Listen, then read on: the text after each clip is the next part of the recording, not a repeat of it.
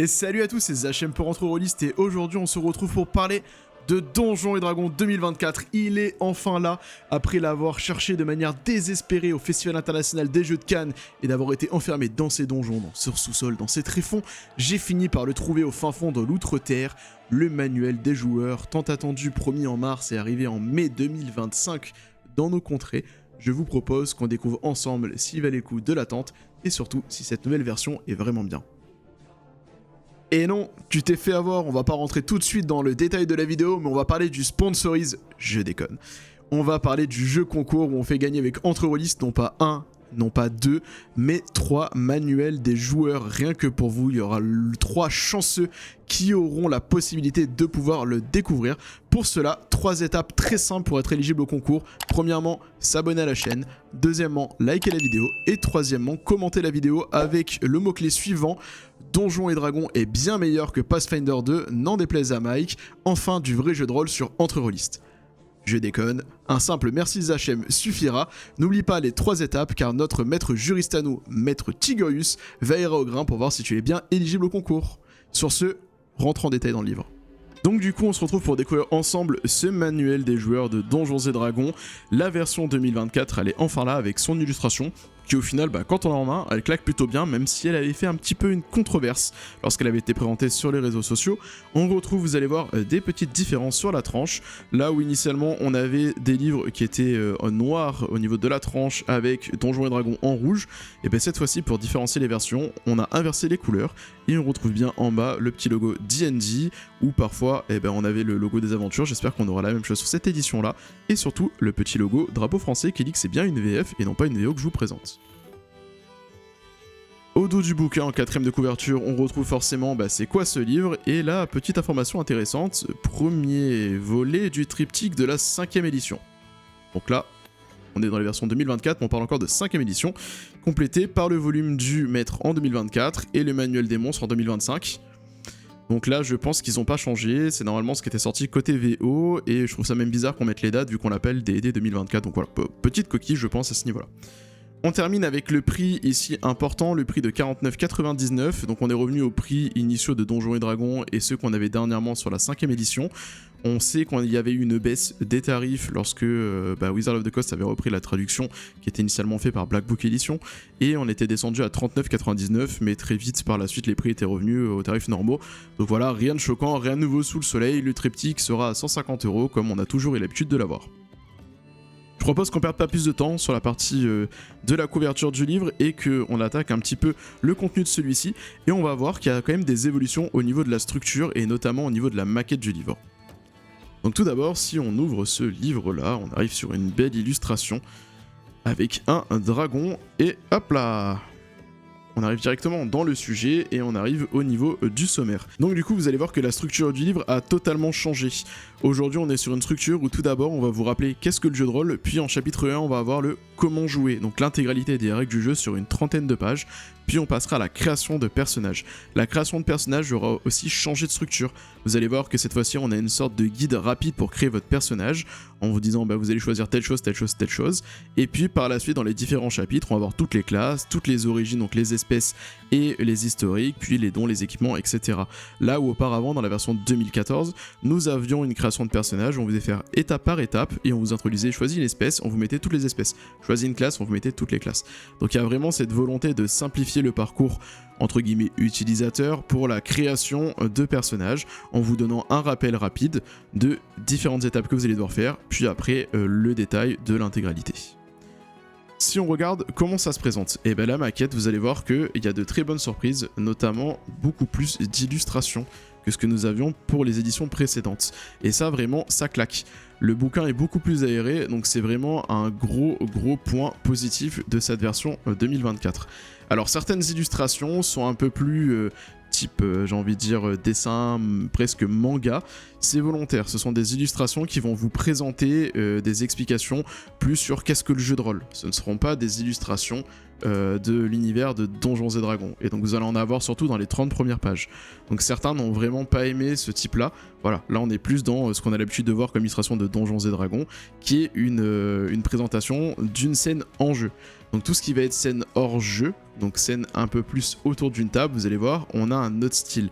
Je pense que c'est volontaire, ça a été fait pour justement distinguer le en-jeu, l'univers de Donjons et Dragons, et le hors-jeu, la partie en fait où on vous présente une table, les interactions sociales, etc.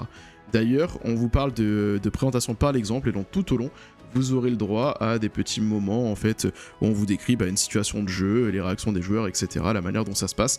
Donc c'est vraiment pour accompagner les nouveaux joueurs dans Donjons et Dragons et la 5e édition. On va voir qu'il y a des choses qui vont évoluer au niveau de la traduction et notamment au niveau des actions. Car oui, le wording a été changé et on s'est posé la question, j'ai été vérifié dans la VO, est-ce que la VO entre la 5e édition de Donjons et Dragons 2014 et la 2024, il y avait des modifications des mots-clés et ce n'est absolument pas le cas. Donc il y a eu des modifications qui ont été faites au niveau de la traduction. On peut dire adieu à beaucoup de choses, se cacher va devenir l'action furtivité, se désengager va devenir désengagement, se précipiter ou foncer communément appelé va devenir pointe, voilà. Aider va devenir soutien, se préparer, intention, pardon. Et vous allez voir aussi, ce qui est assez étrange, c'est qu'on a un encart se cacher qui arrive 2 pages après, où en fait on va vous dire, référez-vous à l'action furtivité. Bon, c'est un choix qui a été fait.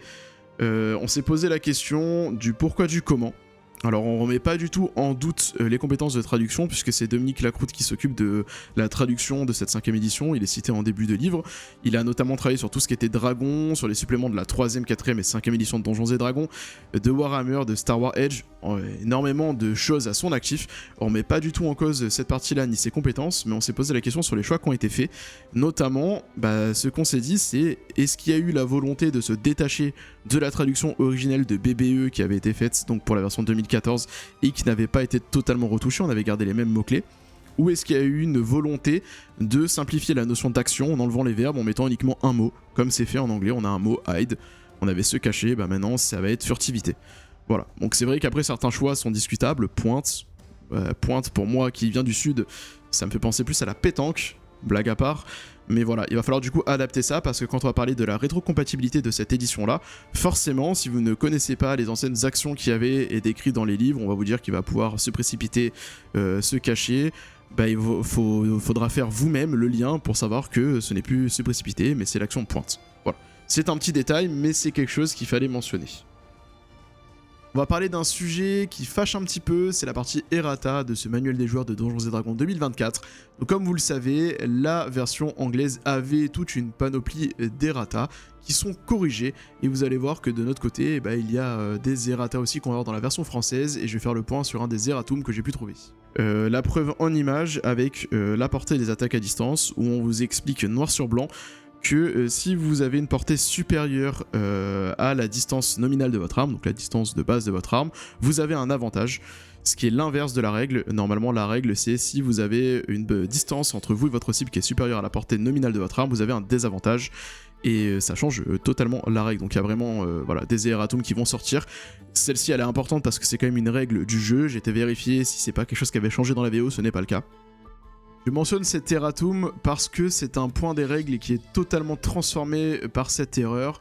En effet, pour les nouveaux joueurs qui ne maîtrisent pas du tout le système, on est en train de leur expliquer que s'ils tirent au-delà de la portée normale de leur arme, ils vont avoir un avantage, alors que c'est l'inverse, un désavantage. Donc c'est pas parce qu'on est plus loin de sa cible que c'est plus facile de la toucher, au contraire. Donc voilà, il y avait vraiment cette notion de la mettre en avant, il y a des petites coquilles comme ça. Donc malheureusement, on aura aussi notre lot d'erratum dans la version française. Autre point aussi qui nous a fait nous poser des questions au niveau de la traduction, c'est sur le fait de dire jouer l'initiative. Donc vraiment là on parle beaucoup de traduction parce que c'est un point important dans cette édition que moi j'ai trouvé à la lecture, à la relecture avec plusieurs personnes d'entre rôlistes.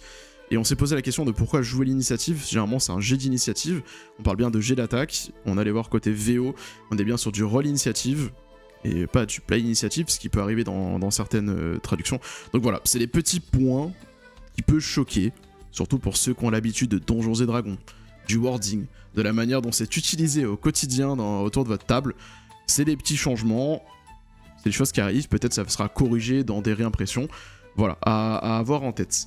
Niveau règles, sur cette partie-là, on n'a pas énormément de changements. Ce que j'ai pu noter de mon côté, c'est la surprise. La surprise qui va être modifiée, notamment auparavant dans la version 2014, quand vous étiez surpris, vous perdiez votre round de jeu, vous ne pouvez pas faire d'action pendant votre round. Cette fois-ci, maintenant, vous aurez seulement un désavantage. à votre jet d'initiative, donc ce qui est beaucoup moins violent, vu qu'avant la surprise soit des PJ, soit des monstres, soit l'inverse, était totalement fumé. Avoir un tour de jeu de plus, ça permettait des fois de faire le combat en un seul round. On perd cette notion là, et on arrive sur quelque chose de moins punitif pour les joueurs de se faire surprendre, ou même pour vos monstres.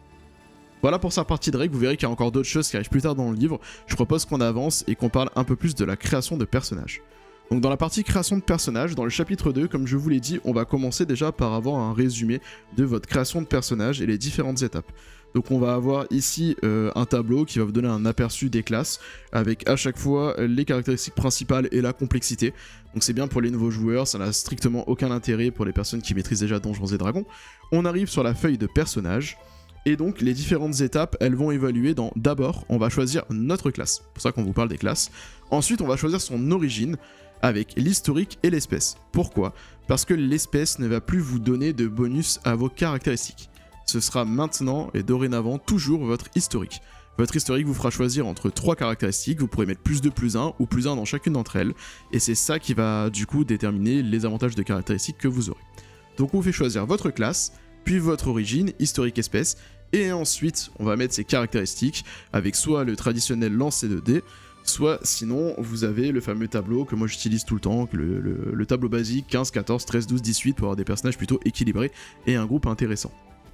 On vous donne aussi, au moment du choix de vos caractéristiques, la possibilité en fait de donner des traits à rapport à si votre personnage est fort ou plus faible dans cette caractéristique-là.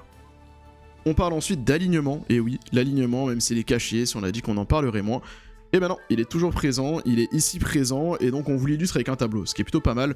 Moi je sais que j'aime bien plutôt avoir des illustrations avec des personnages de la pop culture. Alors on parle de Donjons et Dragons, ça va être dur de vous parler de Star Wars dedans, ou du Seigneur des Anneaux, mais c'est surtout plus parlant pour vos joueurs, donc n'hésitez pas à faire ce parallèle-là. Là on vous met des créatures, donc on a des célestes, des fées, des fielons, et des créatures qui vont être chaotiques, mauvaises.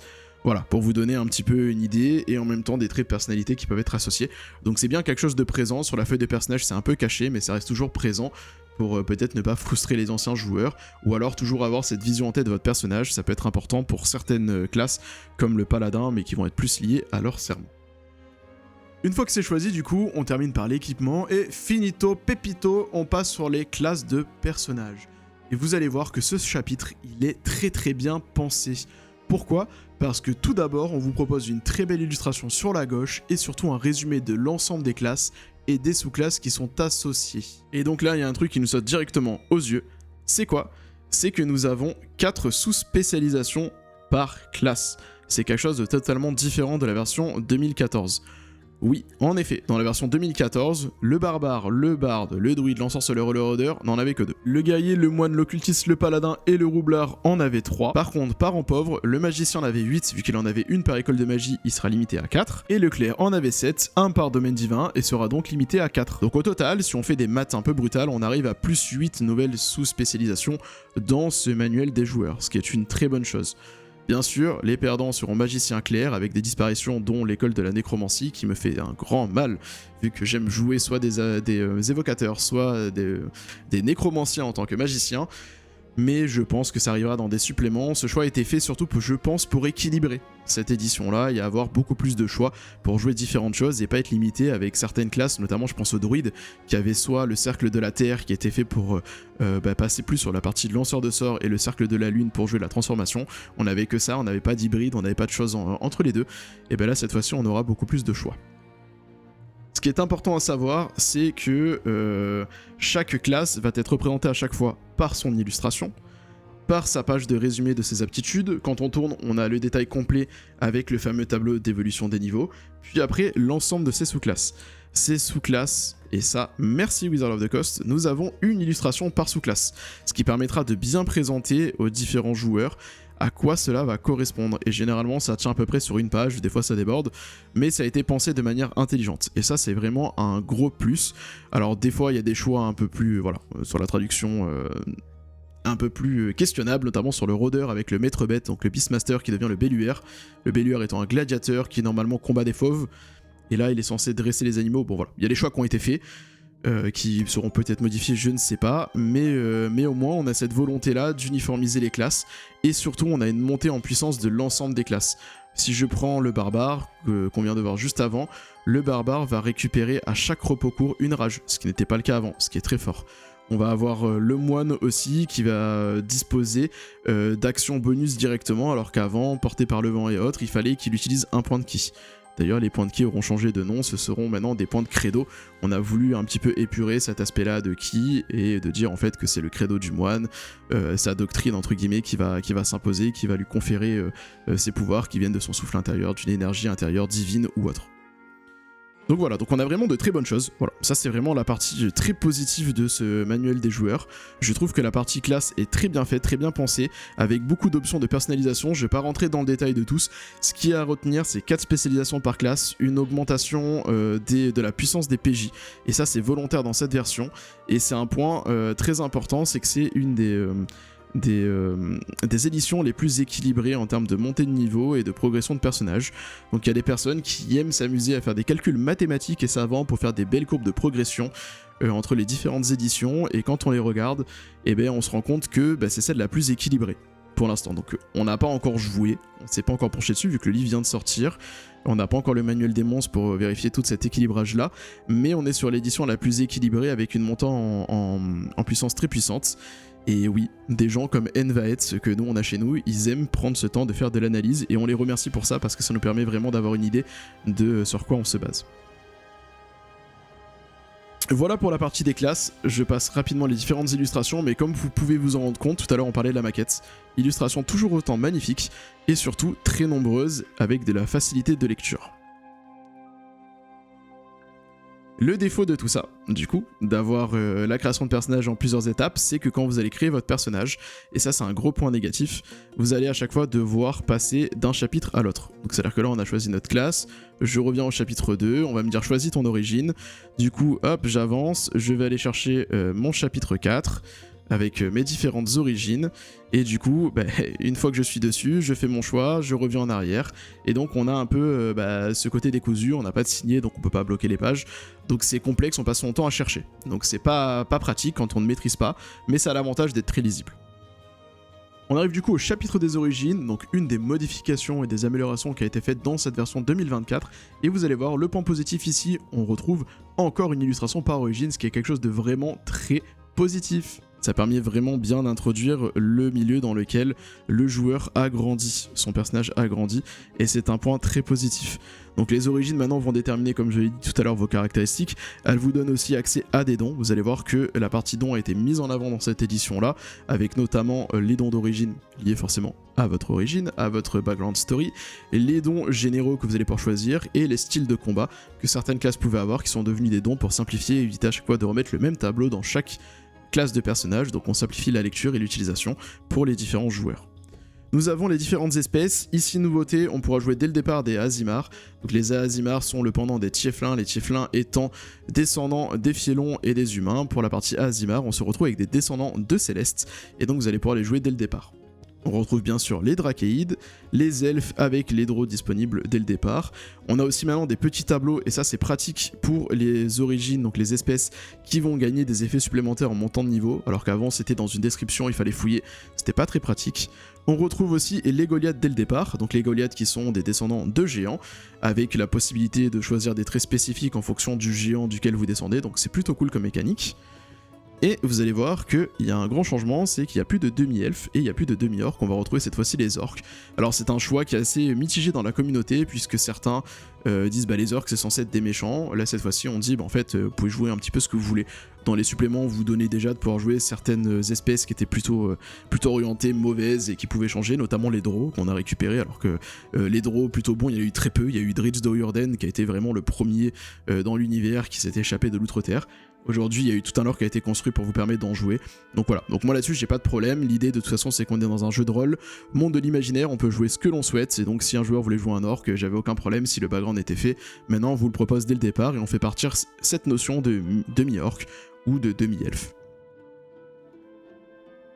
On arrive sur la partie des dons, et donc là, intéressant, on vous a réparti les dons donc par catégorie, général, style de combat et origine, et donc à chaque fois maintenant, votre origine va vous donner accès à des dons, et vous pourrez en gagner, donc quand vous passez niveau 4, vous avez le choix de monter vos compétences, et à part ça de prendre un don, et donc vous pourrez vous référer, et vous allez voir que les dons sont beaucoup plus intéressants que ce qu'on avait par le passé.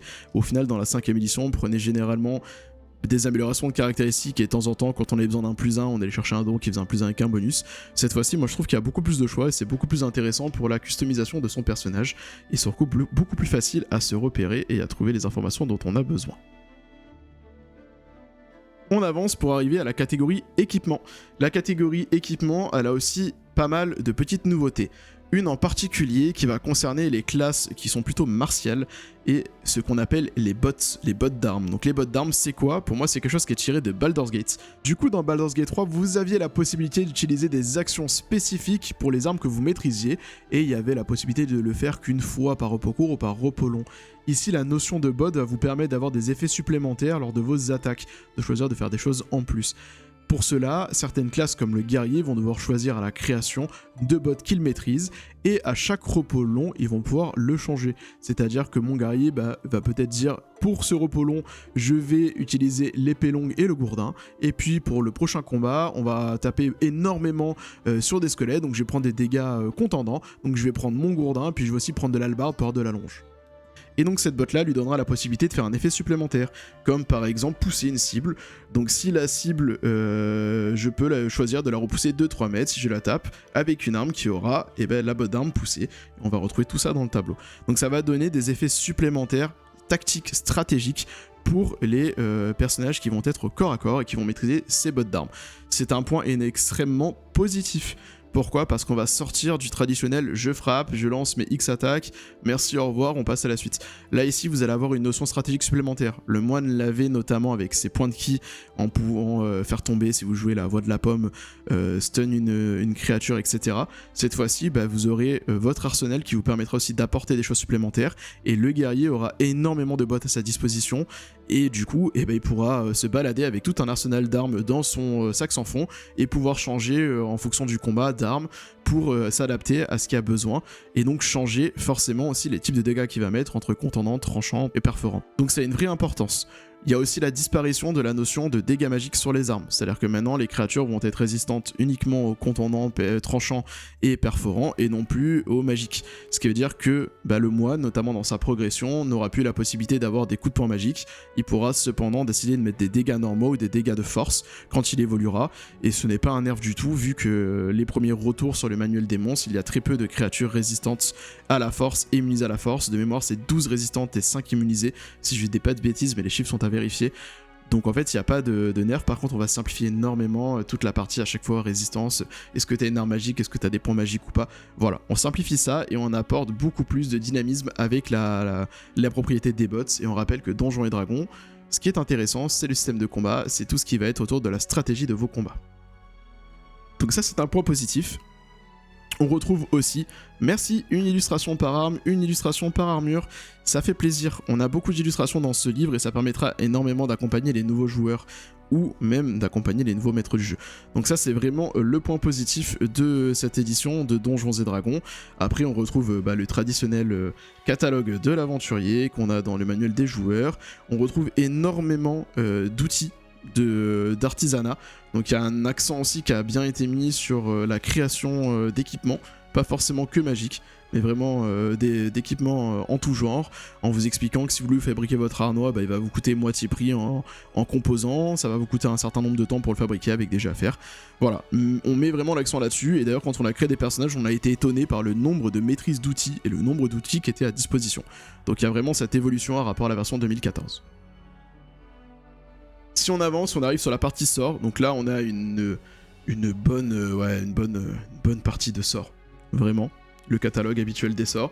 On représente comment ça fonctionne, les différentes règles, voilà, avec les composantes, et puis après on a tous les sorts triés par ordre alphabétique, avec beaucoup d'illustrations également. Donc là je vais passer les pages très rapidement, je vais même sauter des étapes, parce qu'on est vraiment dans du catalogue de sorts pour vos joueurs, donc vraiment des possibilités qui vont leur être proposées. Donc on va avancer très vite cette partie là parce que c'est une grande partie du livre Comme vous pouvez le voir, je passe des dizaines de pages. Et on va vite arriver du coup sur la fin de ce manuel des joueurs. Vous allez voir qu'il manque quand même pas mal de petites choses à rapport aux éditions passées. Et voilà. Et quand on a terminé les sorts, on arrive sur les annexes. Et là on a une petite annexe sur le multivers, donc on avait quelque chose de beaucoup plus intéressant dans la version de 2014.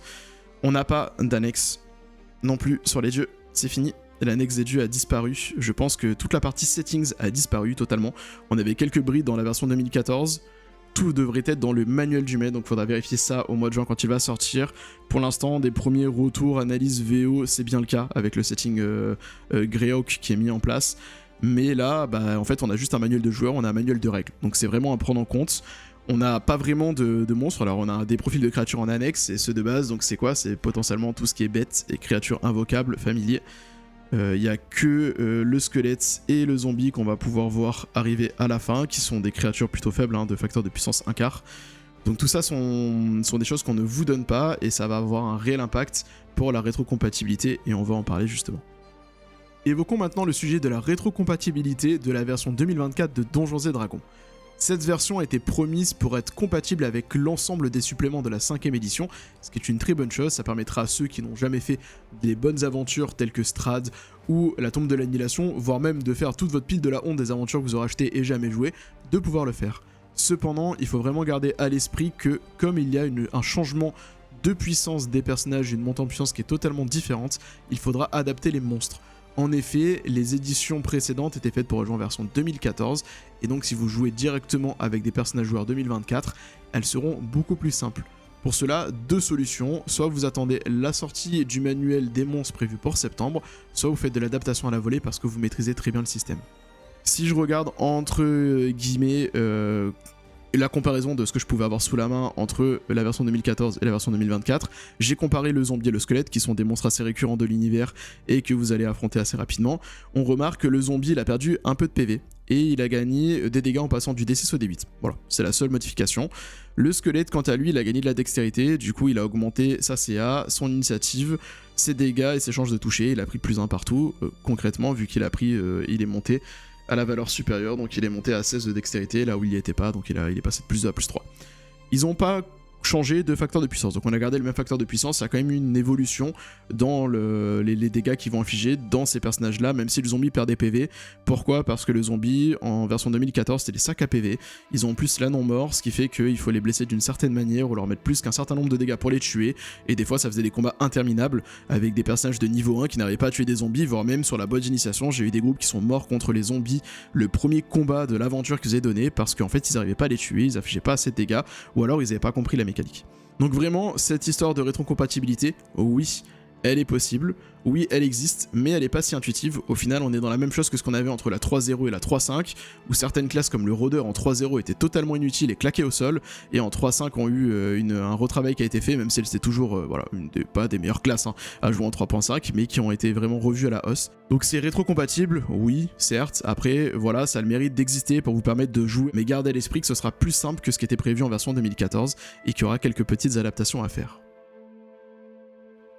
On continue, la suite, on arrive sur quelque chose d'extraordinaire. L'annexe, c'est le glossaire. Donc ça, c'est quelque chose de totalement nouveau et qui est extraordinaire. Vous avez vraiment l'intégralité des choses importantes des règles qui sont détaillées et réexpliquées. Et ça, j'espère qu'ils vont le sortir en PDF, c'est un peu moins d'une 20aine de pages, parce que ça, j'aimerais en avoir 2-3 sur ma table pour mes joueurs, comme ça évite de sortir les bouquins, ils peuvent aller voir directement l'information qu'ils ont besoin, tel état il fait quoi, je vais faire telle action, il se passe quoi. Et ça c'est super pratique. J'espère qu'il y en aura dans la boîte d'initiation, ou alors que ça va se vendre franchement 5 €, 10 €, pas plus, mais vraiment c'est quelque chose à avoir, ou qu'ils l'offrent en PDF et qu'on puisse l'imprimer à disposition, parce que c'est vraiment le point positif de ce livre là, c'est trop bien. C'est la première fois que je vois ça dans un livre de Donjons & Dragons, cette partie glossaire, et franchement c'est exemplaire. Donc ça vraiment c'est aussi un énorme point positif dans l'adaptation de cette nouvelle version et pour accompagner les nouveaux joueurs. Et puis on tourne la page, et on arrive sur l'index, et c'est tout. Et il manque quelque chose qui peut choquer les personnes qui connaissent bien Donjons & Dragons, c'est la fameuse annexe E, où on a les références, qu'on vous donne des références pour vous dire vous pouvez approfondir en ayant telle lecture, etc. bah voilà, elle a disparu dans cette édition, donc est-ce qu'on fait table rase du passé? Je ne sais pas, mais c'est quelque chose qu'on a décidé d'enlever totalement de cette édition de Donjons et Dragons. Donc à savoir, pour les puristes, l'annexe E n'existe pas dans ce nouveau livre. Si je dois conclure du coup sur ce nouveau livre de Donjons et Dragons, ce manuel des joueurs. Alors moi vous le savez, c'est ma Madeleine de Proust, c'est mes pantoufles. J'adore Donjons et Dragons, j'ai été bercé avec le biberon Donjons et Dragons. J'aime le système de jeu, j'aime le système de combat tactique, j'aime créer des combats intéressants pour mes joueurs, en m'inspirant notamment de mécaniques de MMORPG ou autre pour avoir vraiment quelque chose d'intéressant avec de la complexité et apporter un challenge à mes joueurs. Donc moi j'aime ça, c'est vraiment ma cam, donc forcément... quand j'en ai parlé, je l'avais pas encore en main, j'avais commencé à regarder un peu la VO, un peu déçu, je l'ai eu en main, je suis bah non mais c'est bien, c'est Donjons et Dragons. Bon, il y a quand même des choses un peu douteuses, des choses qui me font poser des questions sur la traduction, sur des choix qui ont été faits, mais ça reste quand même du Donjons et Dragons et je peux que vous le recommander pour ça. Objectivement, si je devais donner une note, même si j'aime pas donner des notes à des livres, on n'est pas du tout dans cette optique-là, dans Entre Release, de donner des notes aux ouvrages. Je pense que si je me base objectivement sur ce que j'ai, je mettrais un 7 sur 10, même si, en tant que fan, je mettrais un 9 parce que c'est Donjons et Dragons. Pourquoi? Parce qu'au final, en fait, il n'y a pas énormément d'évolution en rapport à la version 5. Si vous êtes sur une 5ème édition, au final, si elle vous convient, hormis les nouveautés, les points que j'ai abordés, il n'y a pas énormément d'évolution drastique. On est vraiment sur une .5 et ils auraient dû l'appeler la 5.5 plutôt que 1D&D puis D&D 2024, vraiment la 5.5. On est vraiment par contre sur une refonte de maquette, on est sur une simplification du livre, on est sur un équilibrage complet du jeu, et ça c'est un gros point fort. C'est un très très gros point fort, surtout dans Donjons et Dragons. Donc voilà, c'est vraiment ça qu'on va aller chercher, et surtout on veut, je pense, accompagner les nouveaux joueurs et enlever peut-être des choses qui étaient un peu vieillottes, qu'on voulait mettre sur le tapis, qu'on avait fait notamment avec Tasha, avec la notion d'espèce qui perdait les caractéristiques. Voilà, on a voulu dire, maintenant on repart sur des bases, et qui vont être communes pour tout le monde. Après, libre à vous de faire comme vous voulez. On est dans le jeu de l'imaginaire avec le jeu de rôle, si ça ne vous convient pas, vous pouvez réutiliser les anciens bonus de statistiques. Mais voilà, je pense qu'il y a cette volonté d'accompagner le nouveau joueur et surtout de faire table rase, de repartir sur quelque chose de cohérent pour les règles de Donjons et Dragons et de la simplification, tout en ajoutant des nouveautés qui sont issues notamment du succès de Baldur's Gate 3, parce que beaucoup de joueurs se sont mis à Donjons et Dragons après avoir joué avec Baldur's Gate 3, et Baldur's Gate 3 introduisait notamment la notion de bot d'armes. Chose qui n'existait pas avant dans Donjons et Dragons. Donc voilà, donc il y a vraiment cette nouveauté là, donc très bon point positif, la modernité du livre, très lisible, aéré, avec beaucoup d'illustrations, et ça merci, il y a quand même beaucoup plus de pages que dans la version 2014, parce qu'on a toutes ces illustrations qui sont là, beaucoup plus de sous-classes, avec des choix possibles intéressants pour toutes les classes, et donc ça c'est vraiment les points positifs. Les points négatifs, on l'a dit, petit défaut de traduction, des errata qui devraient sortir, et le gommage de certains aspects de Donjons et Dragons qui peuvent ne pas plaire aux fans. À vous de vous faire une idée de est-ce que j'y vais ou pas sur cette édition là. En tout cas, nous, côté Entre Release, on va la tester. On va faire un actual play, je suis en train d'écrire quelque chose là-dessus pour que vous puissiez vous faire une idée de l'évolution des règles. Aujourd'hui, le but de cette vidéo, c'était vraiment de vous présenter cette édition-là, de vous donner mon retour d'expérience par rapport à ma lecture VO, ma lecture VF, la comparaison un petit peu entre les deux, sans trop rentrer dans le détail et pas faire une vidéo de 3 semaines, comme j'aurais pu être capable de le faire.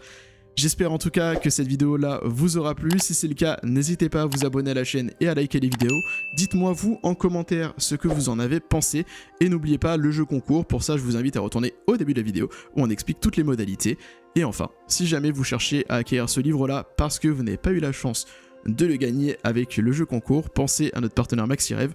On touche aucune commission, mais pour vous, ça vous donne des réductions supplémentaires. Donc n'hésitez pas à commander avec le code MaxiRelist et toutes les conditions disponibles en description de la vidéo. Et voilà, c'était Zachem pour cette présentation de Donjons et Dragons 2024. En tout cas, amusez-vous bien, racontez-vous de belles histoires et on se retrouve très prochainement sur Entre Release. Ciao!